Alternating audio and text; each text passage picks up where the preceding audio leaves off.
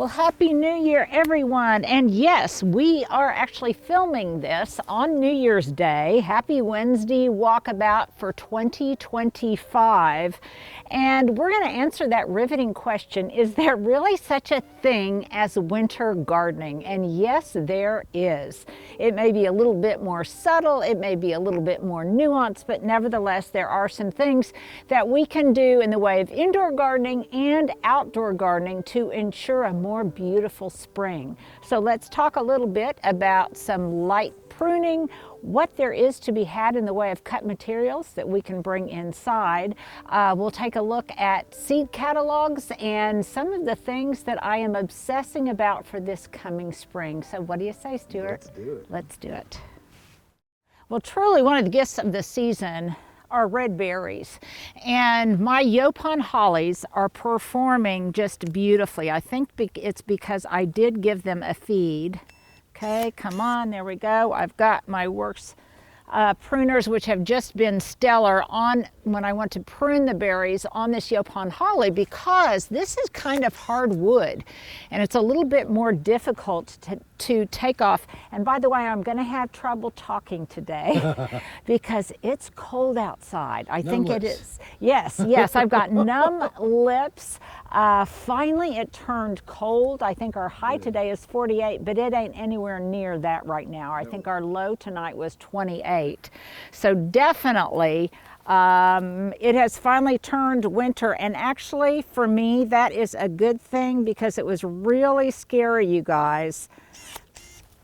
You know, I was already beginning to see the tips of some tulips, and that is not a good thing. It has been so inordinately warm, but today we're actually 2 degrees colder than normal, and that is something that I am definitely going to record in my garden journal. By the way, if you don't have yours, you might want to order one of my 5-year garden journals right now, because there's going to be a lot of things to record. I've got mine out ready to write in, and maybe I will just work on it as I'm enjoying these beautiful berries. So let's take a little break and let's move on. Well, it's been a while. We haven't done a Lindewater live, but we're going to do one to kick off the new year on January 5th at 2 p.m. Central Standard Time. That's on a Sunday. Start coming up with your questions now. What kind of questions you have for me, and I might be shooting you a few. What is your word of the year? Will definitely be one of them. I want you to share that with me if indeed you, like me, like to come up with a word that really will kind of inform the remainder of your year, the lens through which you will look at your aspirations, your inspirations, and your motivations. So don't forget to join us on Sunday at 2 p.m. Central Standard Time. If you are a member of the Lindewater channel on YouTube, then we'll probably start about 15 minutes early, so you guys will get exclusive access before everyone else. This is your chance to get your questions in. Okay, but there's more to cut than just berry branches. So if these are large and dramatic, these tiny little seed heads are cute and demure and make sweet little bouquets. These are the seed heads from my pincushion flowers, so cool, or scabiosa. And look at that. Stuart, can you really get a close-up on that? Yeah, we can see it. These are the kinds of things that we have the opportunity to appreciate in wintertime, when there's not as many other things to really appreciate. We're not distracted by all of the beautiful flowering, greenery, all of that kind of thing. So these are, as I said, these are just little scabiosa seed heads. This is what they look like in full flower. And then that's what they look like when the seed heads formed, and they're really, really very dear. Now, I have found that these will go to seed after they dry, and I can scatter them around. But in the meantime, I can make tiny little fairy bouquets if I so choose. It's a fun thing to do with little kids. I'll probably be doing it with some of the sweet littles in my neighborhood, and I love the way that they really match the pansies and the violas I've got in bloom right now, both in the garden and in sweet little bouquets. So if you're missing your garden in the wintertime as much as I sometimes miss it, then this might be a fun little practice for you to do.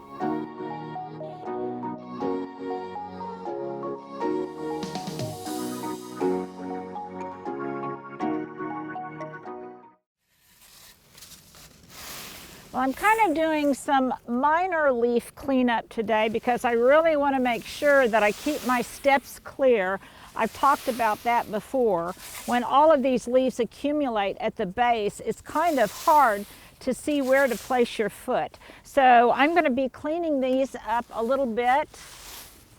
Just those that are kind of unsightly. I am not going to remove any of the leaves that are on the upper terrace because I want all of those to work as insulation.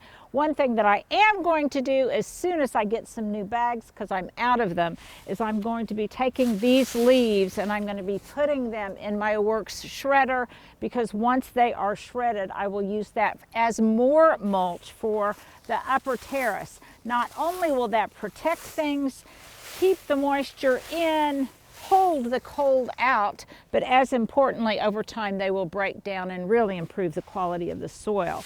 So it may be cold out, but I've still got some cleanup to do. Does that mean there's a benefit to people leaving leaves on their absolutely, yard? Absolutely. That's what they do in the forest. They break down, they improve the aeriability, the fertility, and the quality of the soil, and I'm going to allow nature to take its course with the help of my little rake. And then I also got some of these leaf scoopers. If you guys have not already been introduced to these are great.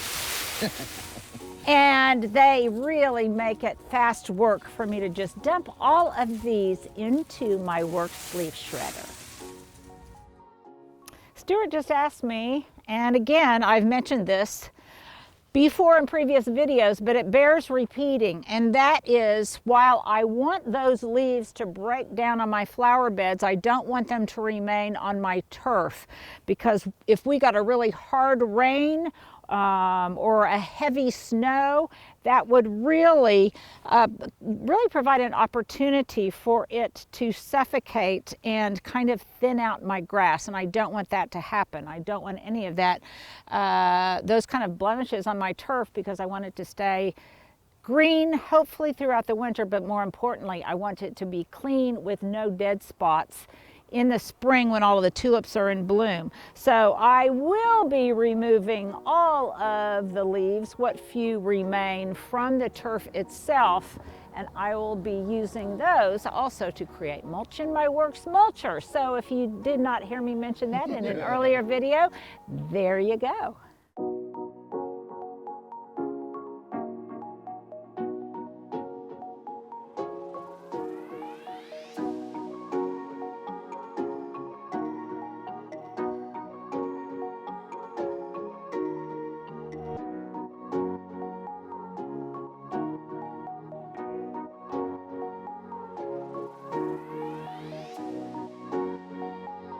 Okay, one of the great things about January is pretty soon, if not already, we're going to start getting seed catalogs in our mailboxes. I've already gotten this one from John Sheepers. It's one of my favorites.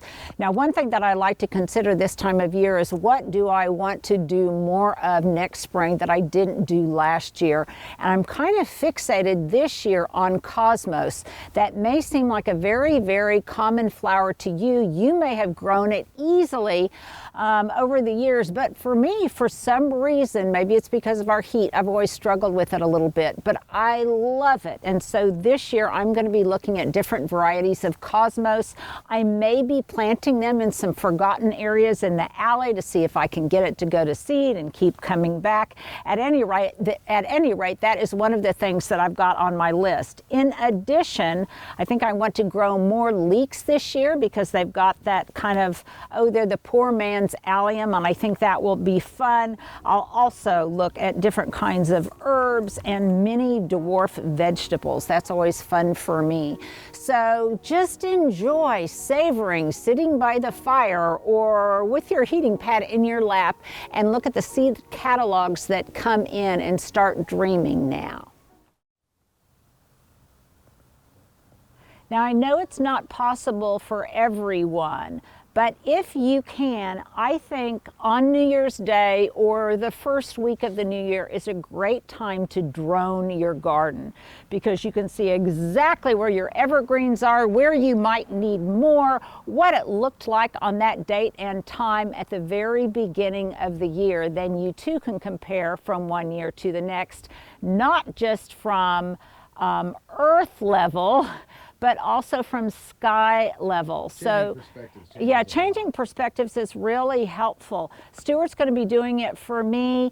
A lot of you I know have drones. If you don't have a drone, then you might have someone in your neighborhood who does, and that might be a way they could earn some quick money, is to drone your garden for you. So, yeah, some of the kids have them. So if it's possible and if you can, it's a fun way for you to get a completely different view of your own garden. This is a project that I saw recently on, I don't know, social media somewhere, and I thought this is so fun. It would be such a fun thing to do with your kids if they're getting bored between now and when school starts again. And that is shadow sketching. Now, obviously, you could have something that was a little bit better medium than my calendar, but look at this. On a beautiful sunny day, you can just sketch. I never think of this ever before. Isn't that great? Again, my hands are cold. Yeah, you get a steady thing to put and, it on. And it wouldn't work very well on a windy day, but it's just kind of a fun thing to do if you're wanting to learn how to sketch, or if your kids are looking for something fun to do. They can do the outline, and then you can bring it in and you can use your colored pencils or your crayons, and it's fun to look at different types of plants with different kinds of patterns. So obviously, wouldn't that be fun?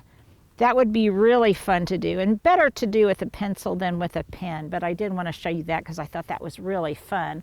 Let's see what some flowers can do. You could do a whole, yeah, oh, look at that. But shadow sketching could be a fun winter gardening exercise to do. You might even want to take some of those sketches and record them in your garden journal, and we're going to be talking about that next. Okay, again, if you haven't gotten one of my garden journals, I would really encourage you to treat yourself to one of them.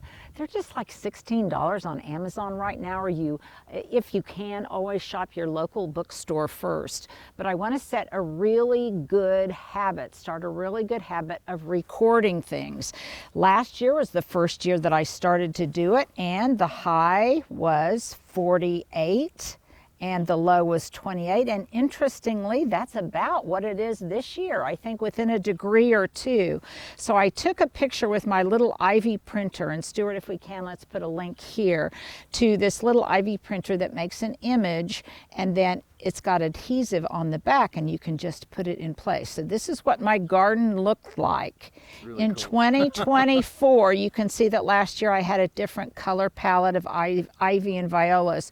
What I'm going to do this year is I'm going to take a picture of my trees, because that's what I really want to see progress over time. How much have they kind of grown from one year to the next? And it's a little bit easier in some ways for me to see that when they are barren of their leaves than when everything is filled out and it's kind of hard to see their profile. So I'll be taking some pictures, particularly of my redbud trees and the oak trees along the street and my October glory, and then I will record that as well, because I want to just be able to see how the garden is evolving. The other thing that I like to do is really look carefully at the evergreens. Last year I just got a frontal view. This year I'm going to take a number of pictures that are a little bit more detailed on very specific zones. For example, one of the things that I did last week, in fact, I believe it was a question of the day, and that was, do I or do I not want to remove 2 of the boxwood that were flanking either side of the wrought iron railing? And Stuart, if you want to come down this way, you can see, and if you compare this picture to other pictures, My question was, do I want to remove these boxwood to expose and enhance the beauty of these more spherical boxwood with a little better form? And indeed I did. So I transplanted both of these to the back. I'll be showing those to you at a later date, and I like the fact that this will then give me more room for a little bit more seasonal color. It will also get light to things like that boxwood right there that needs a little bit more light on the front of it. So I'm glad that I did that. I will make a notation in my garden journal that I did just that, and that I'm cleaning and mulching up my leaves, everything that I'm doing today. The other thing that I'm going to do is record just how vigorous and how much color there is on my pansies and violas.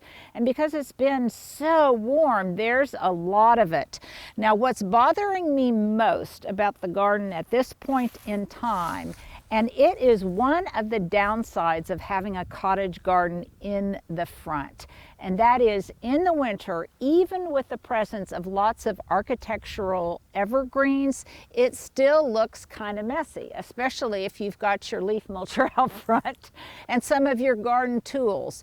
So one thing that I will do, and this could be kind of controversial, so this is my question of the day.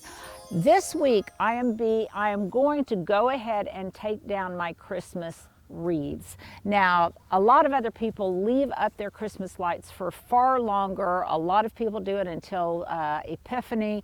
But for me, because the bows are all looking a little bit droopy, I don't necessarily like the look of all of the spring blooming annuals along with the Christmas decorations. And because for me, I just like the look, I'm going to go ahead and take down my wreaths. I need to, plus I'm storing all of my Christmas decorations now, and I'm reorganizing them, and they take up a good bit of real estate where I store all of that stuff during the winter. So this week I'm going to go ahead and take mine down, and that's my question for you. How long do you keep up your Christmas decorations? I know we get asked this all of the time, but I really think it's fascinating. So we've talked before about your Christmas tree. When do you take it down? But I want to know about your outdoor Christmas lights, because some people go all out. Now, this is kind of a selfish thing, admittedly. I'm going to go ahead and take mine down, but I really want my neighbors to keep theirs up. Mine are a little more subtle compared to some of the others in the neighborhood, particularly those that are right across the street from me. They're so charming, they're so old-fashioned, and I just hope that they keep theirs up for a little bit longer. So there you go, there's my question of the day.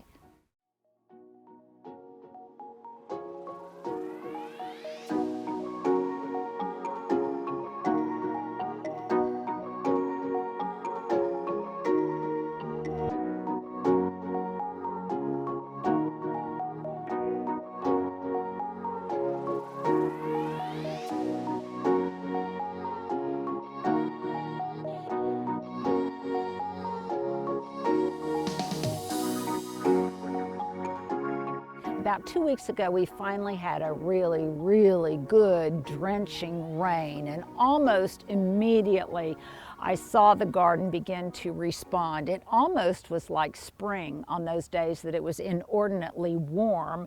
I think I've told a number of people that on the block over from me, I've seen iris in bloom. Obviously, I still have roses in bloom and a few other things. But what gets me most excited this time of year is to see what little seedlings have germinated, and look at all the germination in here. I'm going to have a whole lot of larkspur, so much so that I'm probably going to have to thin it out. I've also seen some of that Minoan lace. I've seen some seedlings that I don't recognize, so there's some kind of flower that has gone to seed. I do recognize, however, that they don't seem to be weed seedlings, because I think I would recognize them as such. But I'm keeping an eye on where they are. And because of these seedlings, and because I've got so many of them throughout the garden, it's kind of hard to see. For example, let's go over here for a minute. Yeah, and try not to step on the seeds. Here's a Minoan lace. I recognize it right here. But this is obviously some weeds that I've already recognized, and I've pulled those out. There's some more Minoan lace over in here. So it starts giving me an idea of where I'm going to have white and blue and different colors in the garden. That's larkspur right there. This is, yes, and you can see here I've also transplanted a little bit more of that, of the foxglove. Now, a lot of the mulch has been washed away from up here, either by the rain or because we've been doing some digging. And this area in here in particular is one of the areas that I want to mulch with that leaf litter that will be complements of my leaf mulcher when I do that a little bit later in the week. So I'll come through and I'll scatter that, and it will protect, cover up, and be a little blanket for these darling seedlings. Well, that pretty much wraps it up for me today. It's cold out. I'm gonna go inside. Some of you asked, well, Linda, what is cold to you? Well, it's probably about 32 out right now, and to me that's kind of cold. I'm a Southerner after all. So you guys have a wonderful new year. Stuart and I are anxious to get started. I'm anxious to share my word of the year with you, so I hope you'll join us next Sunday for our Linda Votter Live. And just a little tease, this weekend, even though I have in the past declared August is topiary month, well, we're going to be talking topiary this weekend, so you guys might want to join us then. Happy, happy New Year.